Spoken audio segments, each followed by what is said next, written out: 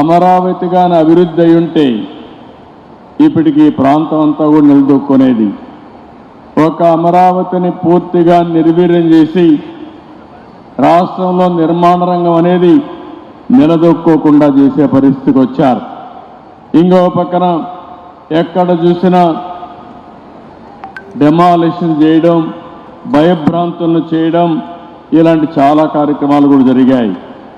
5 సంవత్సరాలు నేను చూశాను. అన్ని రంగాల కంటే నిర్మాణ రంగం పూర్తిగా దెబ్బతినే పరిస్థితికి వచ్చింది.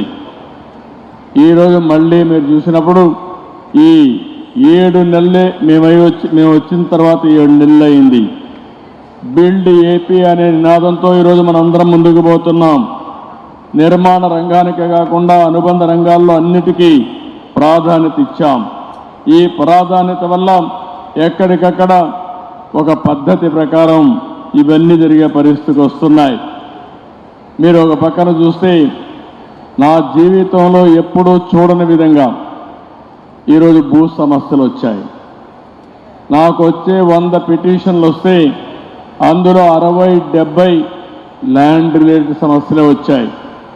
రికార్డ్స్ తారుమారు చేశారు, భూ కబ్జాలు చేశారు, ఒకరి భూమిని ఇంకొకరు రాహించారు. కడాన సొంత ఒక ల్యాండ్ టైటిలింగ్ యాక్ట్ కూడా తీసుకొచ్చి ఇష్టానుసారంగా చేస్తే అవన్నీ రద్దు చేసి ఈ ల్యాండ్స్ అన్నీ మళ్ళీ ప్యూరిఫై చేయాలంటే చాలా సమయం తీసుకొచ్చే పరిస్థితి వచ్చింది.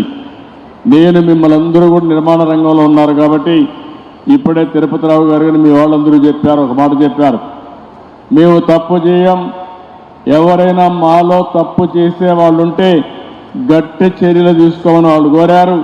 అందుకే నేను చెప్తున్నా, ఈరోజు first time land grabbing prohibition act కూడా తీసుకొచ్చాం. ఎవరైనా కానీ ల్యాండ్ గ్రాబింగ్ చేస్తే మాత్రం ఎవరిని వదిలిపెట్టమని చెప్పి కూడా నేను మీకు తెలియజేసుకుంటున్నా.